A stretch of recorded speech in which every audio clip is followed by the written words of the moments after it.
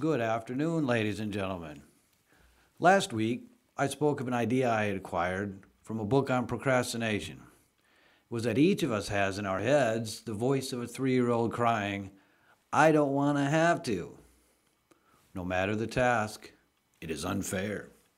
It is not our job. It is way too hard. It may be the course of action we need to take to solve a real problem. No matter the task, we don't want to have to do it.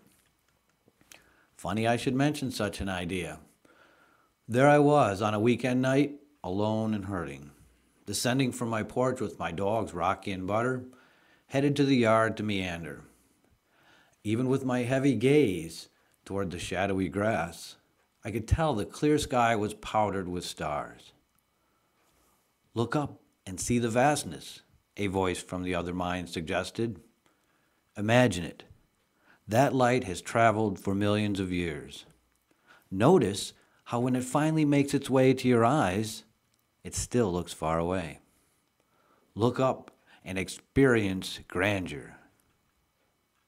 Then another voice came through loud and clear. I don't want to look at the sky. Changing Your Other Mind is the name of the program, and I am the host, David Schelter. From where I am, out across the waves of whatever it is that makes waves, to all the places any listener might be, warm greetings and welcome to the show. Changing Your Other Mind is about the influence of the subconscious mind, the other mind, on our everyday behavior. Sometimes the influence of the other mind is helpful, so be on the lookout. Sometimes the influence of the other mind is not helpful, so be on the lookout. Sometimes the influence of the other mind is helpful in one area and not so helpful in another area. Sometimes we are not sure which is which. Still, we have to make choices. We do this all the time. It is how we become who we are. Sometimes people wonder why I make the choices I do. Sometimes they wonder why I think my choices are based on helpful suggestions from the other mind. Sometimes it matters to me whether or not they find out. Different people make different choices according to how they understand stuff around them. We all often disagree with lots of people around us. And of course, we judge them. We judge them because we disagree with them. We judge them pathetic and ignorant, not to mention people who would likely be full of bad habits, as well as people who would likely be sporting long and distastefully yellowed toenails. Now, at this juncture, you might be thinking, so what's the big deal, Schelter? We know we make choices.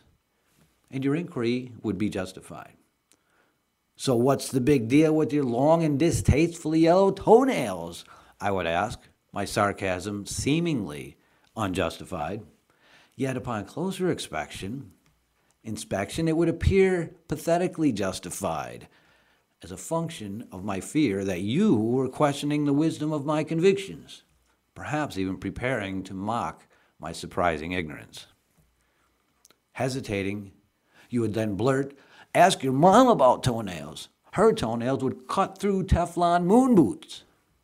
Now here, you would be justified in your derision, but if I may say so, quite out of line in your content. Further, again, if I may say so, my mom cannot help it about those toenails. They occur as a genetic defect. Nor can she help it that my father marches around the entire downstairs whenever she plays Vivaldi concertos on xylophone and harmonica. The big deal, by the way, about how the other mind is helpful in one area and not so helpful in another area, and so we have to make choices, which we do all the time, is that is how we become who we are. Right, Schelter, you might say. I was born a certain way, then was raised, trained, if you will. If I will what? I ask, rudely interrupting, thinking I'm funny. If, you say loudly, sounding agitated, if you will accept my use of the word train to describe the upbringing by parents of children.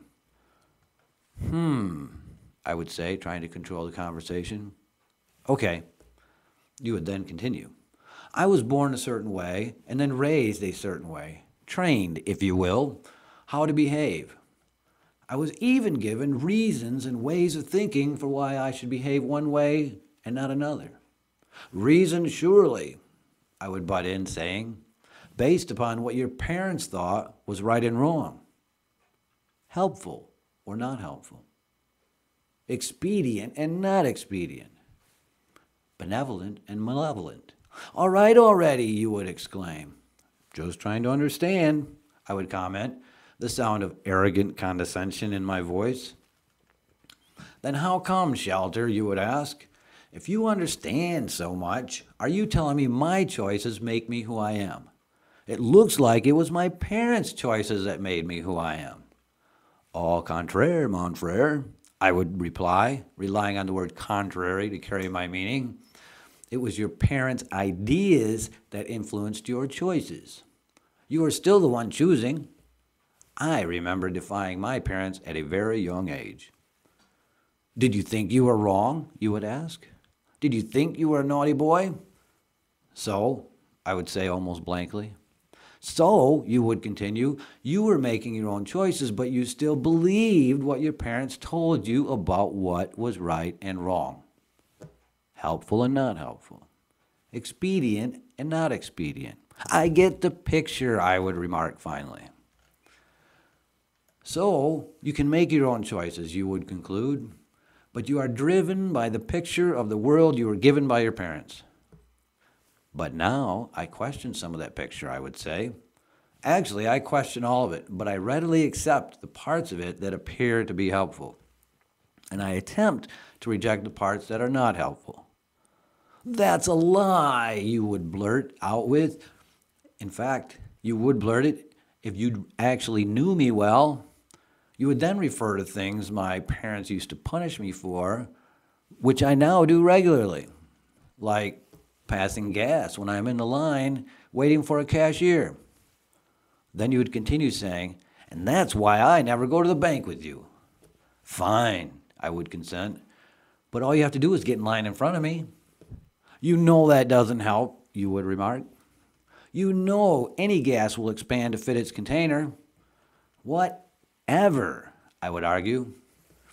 Even choosing behavior that I know is not helpful is still choosing. Even if it makes you a pathetic degenerate, you would inquire. I choose my behaviors according to my thoughts, I would pontificate.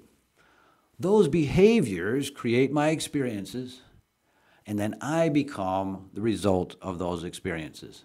It is only then that you decide what to call me. If what I do makes you call me a pathetic degenerate, then I must have been one for some time before you noticed. Now this brings us to an important juncture in the exploration of these ideas. There is a galaxy-filled universe between what we are and become and what people call us. Where the galaxies get fuzzy, like a Milky Way, is when what people call us influences us so quickly and so decisively that we alter our thoughts almost immediately because of it. This allows others to affect our behavior in an ongoing fashion. Still, no matter the influence, no matter the spaceship of self flying at high speeds through the asteroid, star, and planet-rich Milky Way of what other people have ideas about us and labels for us, we still make the decisions that create our circumstances. When it seems we have no choice about our choices, it just means that there are a bunch of other choices we have to make before we can get to the ones it seems about which we have no choice. Still, knowing the real truth, that we do make the decisions, that we do make the choices, gives us the seed of hope for change. Conscious awareness of this truth germinates that seed. Willingness to acknowledge this truth gives the seed room to grow. And so finally, therefore, from this truth and our active awareness of its existence, are nurturing the seed of the hope for change, comes our ability to make positive choices and so create real change. Rising against all the seemingly ironclad situations in our lives that appear to offer us little or no choice is this truth about our real ability to choose. That means that within all the seemingly ironclad situations in our lives is the possibility of change. Being aware of this possibility means we can, if we choose to, see hope for change in enough of our seemingly ironclad life situations to justify experiencing hope that the entire landscape of our lives can be changed, wherever we want it to be changed. Of course, the map is almost always easier than the trip. Which brings us then to yet another important juncture in these proceedings. It is here we must consider misunderstandings, pathetic ignorance, if you will. I know, if you will what? Well, if you would pipe down long enough for me to explain, you would see that if you will allow me to call our misunderstandings pathetic ignorance, then you would reject being ignorant and therefore be eager to learn, which you would do if you would listen instead of interrupting. Thank you. What I mean by misunderstandings, pathetic ignorance, if you will, is that in between seemingly ironclad situations where we feel we have no choice, and those other situations where we feel much in control, are a host of situations wherein we have control but do not understand. For example, until recently, I misunderstood the meaning of Casual Friday. Now, I have control over the situations in which I choose what to wear. What I thought Casual Friday meant was that you could re-wear the same underwear you wore on Thursday. I'm kind of glad I found out because I was never quite comfortable wearing the same pair of underwear 2 days in a row. I always felt underwear needed more than 1 day to air out before wearing them again, due to the level of moisture and the particles with which I soil those underwear. That is why I usually use a pattern of on a day, aired out a day, on a day, aired out. You get the picture. When we misunderstand, we do not question the truth of our understanding. We believe we understand. And when we believe we understand, we believe we have already questioned the truth of our understanding and have come upon the truth, which we have not. It is simply the case that our experience is that which we have apparently misunderstood, we have actually quite simply understood. Understand? Sometimes we are in control and we understand our choices are not helpful, yet we make them anyway. For an example, I think it is funny to pass gas, loudly if possible, while waiting in line. Not in the bank. Well, I do think it's funny to do in the bank, but I am now referring to doing it in line at the grocery store. All the food is protected by packaging, I tell people, except maybe apples and other fruit that comes in plastic bags with holes in them. But you should always wash those anyway. That's not the point, my friends whisper loudly. It's rude and disgusting. And that's what makes it entertaining, I tell them. It makes people despise you, they say. Some people will always despise me, I tell them. But do you have to make it so easy? They ask. Now at this juncture, you may be thinking that I've gotten out of hand, out of control. I started talking about the other mind's influence on us and how sometimes it is helpful and sometimes it is not, and that sometimes we are unsure but have to decide on a plan of action for our lives anyway. Now all of a sudden, I'm talking about gaseous intestinal discharge and the reuse of what we know are underwear ridden with moist crotch dust. Both being situations, by the way, wherein the need for airing out is prevalent. To all of which, I would suggest in reply that it was not all of a sudden that I was talking about such things. I had to work my way there, and quite cleverly as well, I must say, if I may say so myself, which I may, because it is my show. And so I say so, myself, that my path to billowing gas and moisture was clever. Whether anyone else agrees with me or not, whether the other mind voices tell me I have crossed the line or not, whether memories of my mother and my father, my teachers, school principals and counselors, police officers, Dr. Phil, and even Ann Landers are all telling me that I have crossed the line and are all reminding me that good boys, and therefore eventually good men, wear clean underwear every day, especially in case they're in an accident. And certainly they do not pass surprisingly potent gas in public. Fine, you might be wanting to say at this juncture in our discussion. Whatever. For crying out loud, Schelter. So it's your stupid show and your stupid topics and your stupid freedom, and you won't be held down by anybody's stupid interpretation of right and wrong, good and bad, appropriate and inappropriate. Just because you can talk about such stuff, does that mean you have to? Not necessarily, I would answer. Then why do you would ask. I find it amusing, I would answer. But, you would inquire, is this show supposed to be for the listener? It is for the listener, I would answer.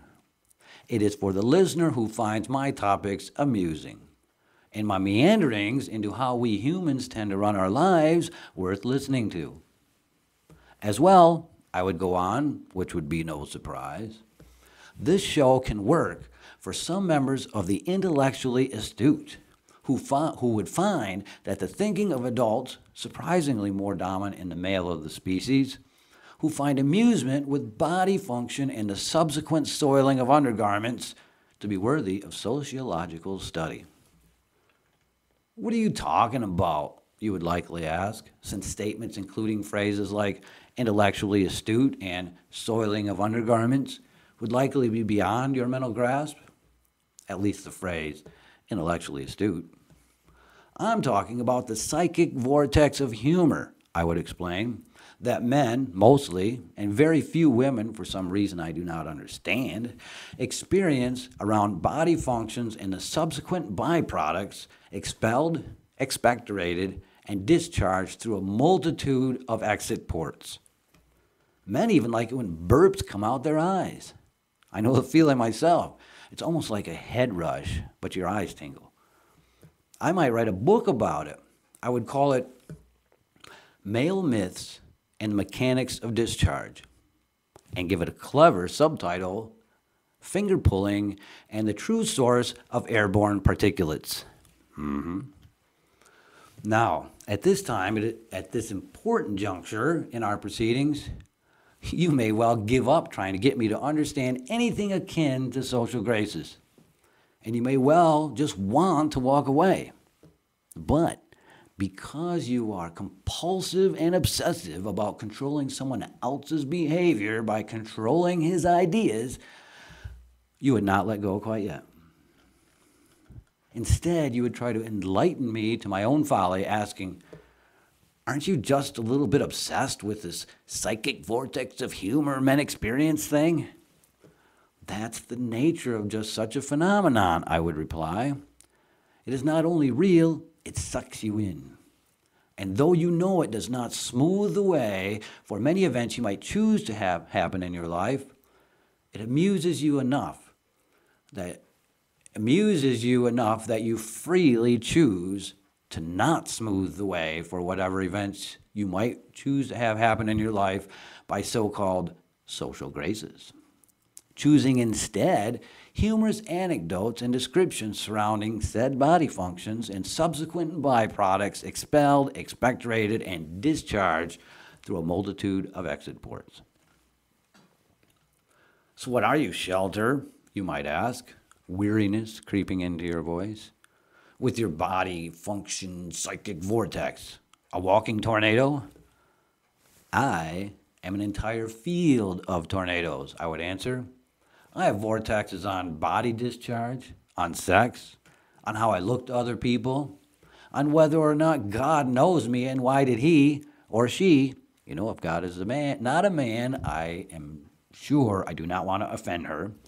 Why did she make psychic vortexes in the first place?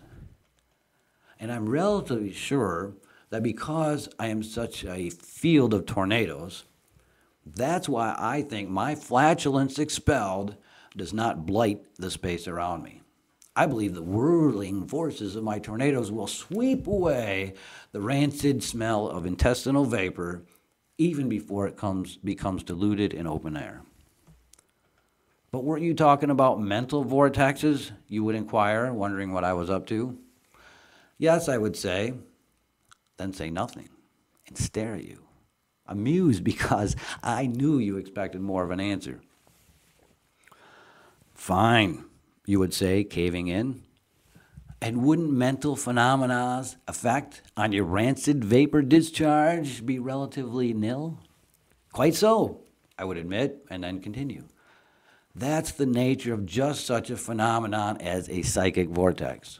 It allows self-deception, yet affords me a modicum of amusement in the distorted faces of those who experience the physical effect of my delusion. So, you say, pressing on a little more, wouldn't it be beneficial to rid yourself of the negative effects of this particular psychic vortex and its obsessions?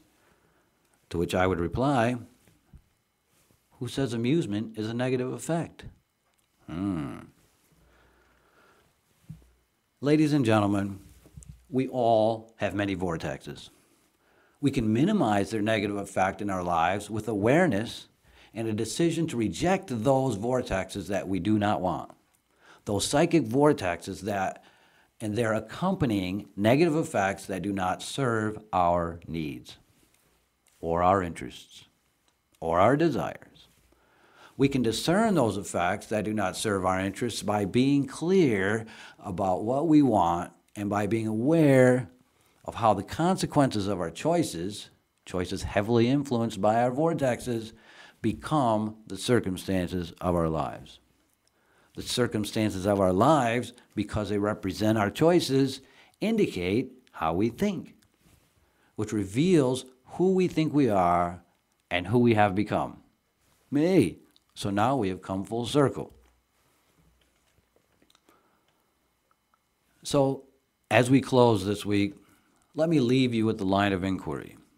And to say a line of inquiry is not simply my wordy way of saying, let me leave you with the question. It is more than that. Though it starts with a question, and it is this. While making choices in life, we listen to this voice of the other mind or that voice of the other mind. And if we are aware of the duplicity of the other mind, we compare what the other mind tells us to larger thoughts about the form of our circumstances and the shape of our lives. And so I ask you, who is doing the choosing, the listening, the comparing? And who is it that is aware that he or she is doing these things? More so, who is it that judges his or her relationship to the voices of his or her other mind? Now that you have the question, the line of inquiry is the discussion with your other mind, of course, about what is the answer and what does it mean to your daily living, and why do you think this answer or that answer is the correct answer. Changing your other mind leads you to answers that are helpful. Even if you make decisions that are not helpful, if you can recall why you made them, you can review them. You can judge whether or not some of the voices from the din and chorus of other mind voices sent you helpful notions or unhelpful notions. The other mind habitually sends deceptive messages to your regular mind, having you believe certain decisions will lead you down beneficial paths. Awareness, clarity, and diligence will aid you in your judgment. Changing your other mind is using that part of who you are that chooses, that listens, that compares. That part of you from which comes the ability to choose, from where comes the desire to choose, and from where rests their lifelong insistence that yes, you do matter. Changing Your Other Mind, in case you have not surmised as much by now, is the name of the program. Your _other mind at yahoo.com is where you can email us. Tuesdays, 2:20 p.m. on flinttalkradio.com is a place you can find the program live. Anytime on flinttalkradio.com is a place you can find it archived. And I am of the sophisticated opinion that even archived programs contain wisdom, as well as immature and childish references, both of which I find worthy of speaking aloud. That's our program for today. Thanks for joining us. Next time.